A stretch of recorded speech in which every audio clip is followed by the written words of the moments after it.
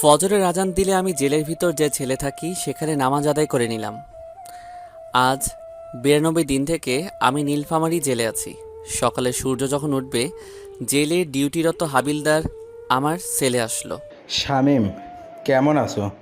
Sir আলহামদুলিল্লাহ, আপনি কেমন আছেন? আমিও ভালো আছি। শোনো, তোমার তো কাল মাগরিবের পর ফাঁসি হবে। তোমার কি কোনো শেষ ইচ্ছা আছে?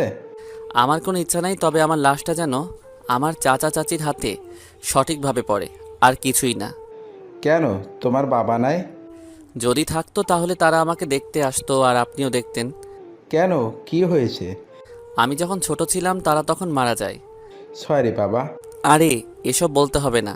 শোনো, আর একটা কথা, বিকালে জেলার স্যার, মংস অফিসার, শিক্ষা অফিসার, আরও অনেক বড় বড় সরকারি অফিসার আসবে তোমার সাথে কথা বলার জন্য। তৈরি থেকো। আচ্ছা স্যার। হাবিলদার চলে গেল, আমি সেখানেই বসে থাকলাম। যাই হোক, আজ আর কালকের সকালটা মনে হয় দেখতে পারবো, তারপর আর দেখতে পারবো না। কালকেই আমার জীবনের শেষ দিন। এর মাঝেই আমার পাশের সেলের আসামিগুলো বলতেছে, শামীম ভাই, কাল থেকে তাহলে আমাদের সাথে আর থাকছেন না? কাল আপনার ফাঁসি হয়ে যাচ্ছে। হ্যাঁ ভাই। ভাই, আপনার কথা খুব মনে পড়বে। আপনার মতো ভালো মানুষ জীবনেও দেখি নাই।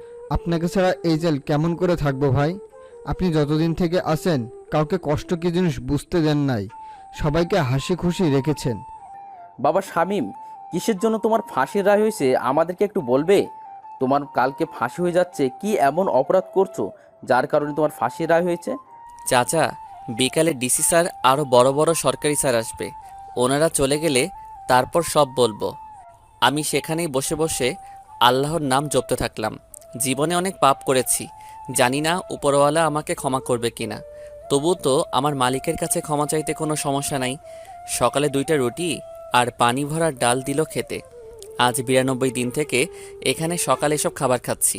এসব খেতে আমার মোটেও কোনো কষ্ট হচ্ছে না। কষ্ট তো বেঈমানের জন্য হচ্ছে, যারা আমার সাথে বেঈমানি করেছে, যাদের কারণে আজ আমি জেলে আছি, যাদের কারণে আজ আমি ফাঁসির আসামি। আমার যে দোষ নাই তা কিন্তু না, আমিও অনেক বড় অপরাধ করেছি, তাই তো ফাঁসি হচ্ছে আমার। বিকালের দিকে ডিসি, মৎস্য অফিসার, শিক্ষা অফিসার, জজ সাহেব আরও বড় বড় সরকারি লোক আমার কাছে আসলো। সত্যি বলতে এই জেলে তেমন ফাঁসির আসামি খুঁজে পাওয়া যায় না। নীলফামারী জেলাতে যে অপরাধী নাই তা কিন্তু না, তবে আমি মনে হয় ফাঁসির আসামিদের মধ্যে এমন একজন যাকে দেখার জন্য আর কথা বলার জন্য এনারা এসেছে। আমার ইউনিয়ন বাদেও আশেপাশের আরও ইউনিয়ন খোঁজ করলে মনে হয় ফাঁসির আসামি পাওয়া যাবে না। যখন নাকি আমাকে ফাঁসির রায় দেয়, তখন আমার চাচা চাচির বাড়িতে নাকি অনেক দূর দূরান্ত থেকে মানুষ দেখতে আসছিল, কারণ আশেপাশে তো কোনো ফাঁসির আসামি ছিল না। শামীম, তুমি তো আদালতের সব দোষ তোমার কাঁধে নিয়েছো, কিন্তু যতদিন থেকে তুমি জেলে আসো একদিনও তোমাকে দেখে অপরাধী মনে হয় নাই। আমরা আজ এখানে এতজন এসেছি কি কারণে জানো? তোমার ফাঁসির রায় হলো কেন তা জানতে। জজ সাহেব অবশ্যই আমাদের বলেছে, তবুও তোমার মুখ থেকে শুনতে চাই। স্যার সব বলবো, তবে একটা অনুরোধ আছে। কি বলো? এখানে যত আসামি আছে তারা সবাই জানতে চায় কেন আমার ফাঁসি রায় হলো এবং কেন আমি অপরাধ মাথা পেতে নিলাম। হাবিলদার, সব কয়েদে কি ডাকো। তারপর হাবিলদার সব কয়েদিকে জেলের মাঝমাঠে নিয়ে আসলো। আমার সামনে সব সরকারি লোক আর চারদিকে সব কয়েদি। তাহলে শুনুন সবাই। অতীত, আমি তখন খুব ছোট। আব্বা আর মা দুজন কাজ করে সংসার চালাতো। আব্বা অন্যের জমিতে কাজ করত, আর আমার মা, সেও অন্যের ক্ষেতের সব কাজ করত। সত্যি বলতে কি জানেন স্যার, আমাদের উত্তরবঙ্গের মধ্যে সবচেয়ে গরিব জেলা যদি থাকে তাহলে আমাদের নীলফামারী জেলা, তারপর লালমনিরহাট জেলা এবং কুড়িগ্রাম জেলা। ১৯৯৬ থেকে ২০০৫ সাল পর্যন্ত অভাব অনটন কি তা এই জেলার প্রত্যেকটা মানুষ হাড়ে হাড়ে টের পেয়েছে। স্যার, এই 3 জেলার মানুষ বড় গরিব ছিল। জানেন স্যার, আমি যখন খুব ছোট তখন দেখেছি পেটের ক্ষুধার জ্বালায় মানুষ কচু সিদ্ধ করে খেয়েছে। এমনি জানেন স্যার, কচুর যে বীজটা বপন করা হয় সেই বীজ থেকে তো কচু হয়, সেই বীজটাও মানুষ ক্ষেত থেকে নিয়ে এসে সিদ্ধ করে খেয়েছে। শুধু তাই নয় স্যার, এই এলাকার মানুষ ভাতের যে ফেনা গরুকে খাওয়াতো সেই ফেনা খেয়ে দিন পার করে দিত, যাকে রংপুরের ভাষায় বলে ভাতের মার। স্যার, আমার এখনও মনে আছে, আব্বার যখন কাজ থাকতো না তখন না খেয়ে দিন পার করে দিতাম। এমনও সময় ছিল আমার মা যার খেতে কাজ করত তারা যতটুকু খেতে দিত তার অর্ধেক আমাকে খাওয়াতো। জানেন স্যার, আমাদের এই 3 জেলার মানুষ বাংলাদেশের অন্য জেলাগুলোতে গিয়ে কৃষিকাজ বা রিক্সা চালায়। যারা অন্য জেলার মানুষ আছেন দেখবেন এই 3 জেলার মানুষ কৃষিকাজ বা রিক্সা চালানোর জন্য বাইরে যায়। আমাকে আমার মা যখন প্রাইমারি স্কুলে ভর্তি করে দিবে তখন একটা নিয়ম ছিল, ডান হাত দিয়ে মাথার উপর দিয়ে বা কান ধরতে পারলে তাকে স্কুলে ভর্তি করে নিবে। আমার সাথে আমার বাড়ির পাশের আরও 3 জন ছিল, ওরা 2 জন ভর্তি হতে পারলেও আমি পারি নাই। সেই সময়ে আমাকে আমার মা শিশু শ্রেণী ব্র্যাকে ভর্তি করে দেয় মাত্র 1 বছরের জন্য। যখন আমি ক্লাস 1-এ তখন আমার বাবা মা অভাবের তাড়নায় মারা যায়। তাদের চিকিৎসা করার মতো টাকাও ছিল না। আমার মা গ্রামীণ ব্যাংক থেকে ঋণ নেয়, সেই ঋণের টাকা পরিশোধ করার আগেই তারা মারা যায়। ব্যাংক কর্তৃপক্ষ আমাদের বাড়ি ভিটা নিয়ে নেয়। আমার বাবা মা মারা যাওয়ার পর আমাকে আমার বড় জ্যাঠা আর জেঠি, যাদেরকে আমি বড় আব্বা আর বড় আম্মা বলে ডাকি, তারা আমাকে তাদের কাছে নিয়ে যায়। আমি তাদের সাথে তাদের বাড়িতে গিয়ে থাকা শুরু করি। আমার বড় আব্বা রংপুর শহরে রিক্সা চালাতো, তার 1 ছেলে আর 2 মেয়ে ছিল। তবুও তাদের অভাবের সংসারে আমাকে নিয়ে নেয়। তারা আমার খাওয়া থাকা পড়াশোনা সব করায়। আমি যখন 3য় শ্রেণীতে পড়ি তখন একটা মেয়ে আমার সাথে বন্ধুত্ব করে, তার নাম সানজিদা। দুজনের বন্ধুত্ব থেকে কখন যে আমরা দুজন দুজনকে ভালোবেসে ফেলি তা দুজনের কেউ জানি না। সানজিদারা ছিল অনেক বড়লোক, এক কথায় গ্রামের বড়লোক যাকে বলে। আমাদের দুজনের সম্পর্কটা ছিল একেবারে পবিত্র আর দুজন দুজনের প্রতি বিশ্বাস আর শ্রদ্ধার। আমাকে বড় আব্বা খাওয়ার জন্য টাকা দিলে সেই টাকা দিয়ে আমি সানজিদার জন্য কোনো না কোনো কিছু নিয়ে যেতাম। আমরা তখন ক্লাস 5-এ পড়ি। তো সানজিদা আমাকে বলতেছে, এই শামীম, শোনো না, আজকে আর কোনো ক্লাস করতে যাব না। সামনে একটা মেলা বসেছে, সেখানে যাব। নাগরদোলা আছে, কত রঙের বেলুন, জিলাপি, আরো কত কি বের হইছে। তুই কি যেতে চাস? আমার খুব ইচ্ছা, কিন্তু আব্বু যেতে দিতে চায়নি বলেই তোকে বললাম। তাহলে চল যাওয়া যাক। আমি সানজিদাকে নিয়ে মেলায় চলে গেলাম। সত্যি তো অনেক কিছুই আছে এখানে, আর কত মানুষ এসেছে। নাগরদোলার দিকে সানজিদা তাকিয়ে আছে। কিরে, তুই নাগরদোলায় উঠতে চাস? হ্যাঁ, কিন্তু আমার কাছে তো কোনো টাকা নাই। আমার কাছে 5 দিনের জমানো 10 টাকা আছে। এখানে নাগরদোলায় উঠতে তো 2 টাকা লাগবে। যাও তাহলে, তুমিও উঠো, আমি টাকা দিতেছি। সানজিদা গিয়ে নাগরদোলাতে উঠলো আর আমি নাগরদোলার মালিককে টাকা দিলাম। এভাবে সে 2বার নাগরদোলাতে উঠলো। সেখানে সানজিদা আমাকে চুরির দোকানে নিয়ে গেল, তাকে 5 টাকার চুড়ি কিনে দিলাম। তারপর 1 টাকা দিয়ে তাকে একটা বেলুন কিনে দিলাম। ওই, আমার না খুব ক্ষুধা লেগেছে, আমি কোনো কিছু খাবো। আমার কাছে যে আর কোনো টাকা নাই। আমি এখান থেকে কোনো খাওয়া পর্যন্ত যেতে পারবো না।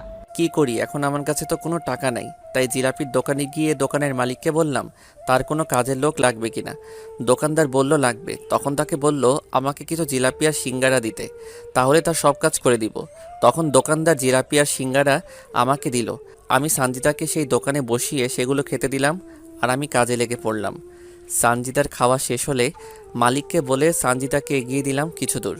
সেখান থেকে আবারও দোকানে চলে আসলাম। এসে আবারও কাজে লেগে গেলাম। যতক্ষণ মেলা ছিল ততক্ষণ পর্যন্ত কাজ করেছি। কাজ শেষ হলে আমাকে 10 টাকা আর কিছু বেঁচে যাওয়া জিলাপি দিল মালিকটা। প্রায় রাত হয়েছে, তখন বাড়িতে গেলাম। গিয়ে দেখি বড় আব্বা আর বড় আম্মা আমার জন্য অপেক্ষা করতেছে। আমাকে বাড়িতে যাওয়াই তারা আমার কাছে এগিয়ে এলো। সব জায়গাতেই খোঁজ করলাম, তোকে পেলাম না। এলাকার ছেলেগুলোকেও জিজ্ঞাসা করলাম, কেউ কোনো কিছুই বলতে পারলো না। কোথায় ছিলি সারাদিন? ওই যে ওই পাড়ার বড় মাঠে মেলা বসেছে, সেখানে গিয়েছিলাম একটু। তোর হাতে এসব কি? বড় আম্মা জিলাপি। জিলাপি কেনার টাকা কোথায় পেলি তুই? তোর কাছে তো কোনো টাকাও নাই, তাহলে এসব কেমন করে পেলি? ওইখানে একটা জিলাপির দোকান ছিল, সেখানে নাকি কাজ করার কেউ ছিল না, তাই কাজ করে দিলাম। তার বিনিময়ে এই 10 টাকা আর এই জিলাপিগুলো দিছে। তোকে আমি কাজ করতে বলেছি নাকি? তোকে খাওয়াই না, টাকা দেই না, কাপড় দেই না? দেও তো। কিন্তু লোকটার কষ্ট সহ্য করতে না পেরে তো তার কাজ করে দিয়েছি। বাবা, আমার নিজের ছেলে মেয়ে তো পড়াশোনা করতেছে, তুই অন্তত পড়াশোনা কর। তোর বাপ মায়ের মতো কি মূর্খ থাকবি? তুইও সারা জীবন আমাদের মতো গরিব থাকবি? জীবনে বড় হতে হবে না? আর এমন করব না বড় আম্মা। যা টিউবওয়েলে গিয়ে গোসল করে আয়, একসাথে খাবো সবাই। আমি গিয়ে গোসল করে এসে সবার সাথে খেতে বসলাম। খাওয়া শেষ করে একটু পড়তে বসলাম। পড়া শেষ করে ঘুমিয়ে গেলাম। পরের দিন স্কুলে গিয়ে দেখি সানজিদা স্কুলে আসে নাই। তার একটা বান্ধবীকে দিয়ে চিঠি পাঠিয়েছে সে আসবে না জানিয়ে। স্যার ক্লাস করাতে আসলে প্রথমে এসেই কোনো না কিছু বলে আমাকে এলোপাতাড়ি মারতে থাকলো। মারা শেষ করে বলতেছে, তুই সঞ্জিদাকে নিয়ে কেন মেলায় গিয়েছিলি? স্যার এমন ভুল আর করবো না। জানিস কালকে সঞ্জিদার বাপ স্কুলে এসে সঞ্জিদাকে না পেয়ে আমাদেরকে কত কথা শুনিয়ে গেছে। তোকে কালকে পেলে তো মেরেই ফেলতো। আমি তো কোনো কিছু করি নাই স্যার। তুই কেন করিস না বলতেছি? সঞ্জিদার কাছ থেকে নাকি 100 টাকার নোট নিয়েছিস। আমি কোনো টাকা নেই নাই স্যার। আর আপনাকে কে বলেছে এসব কথা? সঞ্জিদা নিজেই বলেছে তুই নাকি জোর করে সঞ্জিদাকে মেলাতে নিয়ে গিয়ে নাগরদোলায় চুড়ি আর জিলেপি কিনে দেওয়ার নাম করে তার কাছ থেকে 100 টাকা নিয়েছিস। আমি আর কোনো কিছু বললাম না। আমার চুপ থাকা দেখে স্যার আমাকে আরও কয়েক ঘা বেত মারল। তারপর পুরা ক্লাস আমাকে কান ধরে এক পায়ের উপর দাঁড় করে রেখেছে। আমার তখন অনেক কষ্ট হচ্ছিল, তবে এটা ভেবে শান্তি পাচ্ছি যে সানজিদা কোনো মার খায়নি। স্যারের ক্লাস শেষ হলে ম্যাডাম আসলো। তিনিও আমাকে অনেকগুলো কথা শোনালো। যাওয়ার সময় তো তিনি আমাকে চোর বলে গেল। তো এভাবে আমাদের দিন যেতে থাকে। কেউ যদি স্কুলে না আসি তাহলে কাউকে দিয়ে চিঠি পাঠিয়ে দেই, অথবা কোথাও দেখা করতে চাইলেও কাউকে দিয়ে চিঠি পাঠিয়ে দিয়ে সেই জায়গায় গিয়ে দেখা করতাম। আমরা যখন 5-এর ফাইনাল পরীক্ষা দিব সেই সময় সানজিদা আমাকে বলে তাকে নাকি একটা নতুন জামা কিনে দেওয়া লাগবে। দেখেন আমি তখনও ছোট, কোনো কাজ কাম জানি না। এদিকে সানজিদাও চেয়েছে তাকে নতুন একটা জামা দেওয়া লাগবে পরীক্ষা উপলক্ষে। তাই বড় আব্বাকে বললাম আমি তো পরীক্ষা দিব, আমার কিছু টাকা লাগবে, নতুন কাপড় কিনবো। তখন বড় আব্বা আমাকে সাথে করে দোকানে গিয়ে কাপড় নিয়ে দিতে চাইলে আমি তাকে মিথ্যা বললাম। আমার বন্ধু বান্ধবীরা যাবে, আমিও তাদের সাথে গিয়ে জামা কিনবো। বড় আব্বাও আমাকে টাকা দিয়ে দিল। বড় আব্বার কাছ থেকে টাকা নিয়ে পরের দিন আমি সানজিদাকে নিয়ে কাপড়ের দোকানে গেলাম। সানজিদা ওর পছন্দ মতো একটা জামা নিল আর আমার কোনো কিছু নেওয়া হলো না। সেখান থেকে সানজিদাকে তার বাড়িতে পৌঁছে দিলাম। আমি বাড়ির আসার পর বড় আব্বা বলতেছে, কিরে শার্ট কই? আমি না টাকা হারিয়ে ফেলেছি, মিথ্যা বলে কাঁদতে লাগলাম। তার জন্য কান্না করা লাগবে নাকি? দরকার হলে আমি তোকে আবার নিয়ে দিব শার্ট। আমার আর কোনো কিছু লাগবে না বড় আব্বা। এইসব পুরাতন কাপড় পরে পরীক্ষা দিবি?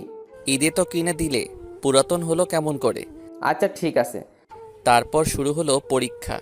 সানজিদার সাথে প্রতিদিন তার বাবা মা ভাই বোন আসে, আর আমি একাই যাই একাই আসি। ভাগ্যক্রমে সানজিদার সিট আমার সিট একসাথে। প্রথম বাংলা পরীক্ষা ভালো করে দিলেও পরে ইংরেজি আর গণিত পরীক্ষার খাতায় সানজিদা কিছুই লিখতে পারে না। সানজিদা খাতা নিয়ে কান্না করতেছে, তাই আমি নিজে খেলা বাদ দিয়ে সানজিদার খাতায় লিখে দেই আর আমি পরে লিখি। এইভাবে প্রত্যেকটা পরীক্ষা আমরা এভাবে দেই। রেজাল্ট বের হলে সানজিদা ট্যালেন্ট পুলে বৃত্তি পায় আর আমি শুধু পাশ করি। সানজিদা বৃত্তি পাওয়াতে ওর বাবা পুরা গ্রামের মানুষকে মিষ্টি মুখ করায়। আমরা দুজন একসাথে এক উচ্চ মাধ্যমিক স্কুলে ভর্তি হই। দিন যত যেতে লাগে সানজিদা আর আমার ভালোবাসা দিন আরও বেশি হতে থাকে। এখন শুধু সানজিদা আমার কাছ থেকে কোনো কিছু নিলে সানজিদাও তার পরিবর্তে আমাকে কিছু না কিছু দেয়। হঠাৎ অষ্টম শ্রেণীতে সানজিদা আমাকে বলে তাকে নাকি একটা বোরকা লাগবে, সামনে তার জন্মদিন। তাই অষ্টম শ্রেণীতে থাকা অবস্থায় আমি টিউশন করা শুরু করি। ভাবতে পারেন সানজিদার বাবা এত টাকা পয়সা থাকা সত্ত্বেও আমার কাছে কেন চাই? সত্যি বলতে সানজিদা যদি নতুন কিছু তার জন্য কিনে তাহলে সেটা প্রথমে আমার দেওয়া নিবে, তারপর অন্য কারো। আর এটা দুজনের ভালোবাসার কারণ। অষ্টম শ্রেণী পর্যন্ত আমরা চিঠির মাধ্যমে প্রেম করেছি। আমি তখনও সানজিদাকে কখনো খারাপভাবে স্পর্শ করি নাই। আমরা দুজন অষ্টম শ্রেণী পর্যন্ত এই জায়গা ওই জায়গায়, নদী ধানক্ষেত সব জায়গায় ঘুরে বেরিয়েছি। অষ্টম শ্রেণীর পরীক্ষাতেও সানজিদা আর আমি একসাথে পাশাপাশি সিটে বসেছিলাম। সবগুলো পরীক্ষাতে সানজিদাকে আমি লিখে দিছি। সত্যি বলতে সানজিদা পড়াশোনায় একটু কাঁচা। সানজিদা অষ্টম শ্রেণীতেও বৃত্তি পায়। একসাথে আবারও আমরা বিজ্ঞান বিভাগে ভর্তি হই। আমাদের পড়াশোনা এবং প্রেম অনেক সুন্দর চলতে থাকে। তো দশম শ্রেণীর টেস্ট পরীক্ষার সময় সানজিদা আমাকে বলতেছে, শামীম, টেস্ট পরীক্ষা শেষ হলে তো তোর সাথে আর আমার দেখা বা কথা হবে না এই 2 মাস। আরে কথা তো চিঠিতে হবে। দেখ শামীম, ছোট মানুষের মতো কথা বলবি না। আর আমরা এখন আর ছোট নেই। আমি চাই দুজন ফোনে কথা বলবো, বুঝলি? কিন্তু আমার তো ফোন নাই। শোন, তুই আমাকে ফোন দিবি আর আমি তোকে নিয়ে দিব, বুঝলি? টাকাও তো নাই। আমার কাছে। আর ফোন কিনতেও তো অনেক টাকা লাগে। আরে গাধা, আমাকে তুই বাটন ফোন কিনে দিবি, বুঝেছিস? যাদেরকে টিউশন করাস তাদের কাছ থেকে আগাম মাসের টাকা নিবি। আচ্ছা ঠিক আছে, চলো, বেল দিছে, ক্লাসে যেতে হবে, না হলে পড়ে গেলে খাতা দিবে না। দুজন পরীক্ষা দিলাম। আমি যাদের টিউশন করাই তাদেরকে বলে আগাম মাসের বেতন নিলাম। তারপর শেষ পরীক্ষার দিন আমি সানজিদার হাতে একটা ফোন তুলে দিলাম, আর সানজিদা আমাকে একটা ফোন দিল। তো ফাইনাল পরীক্ষার আগ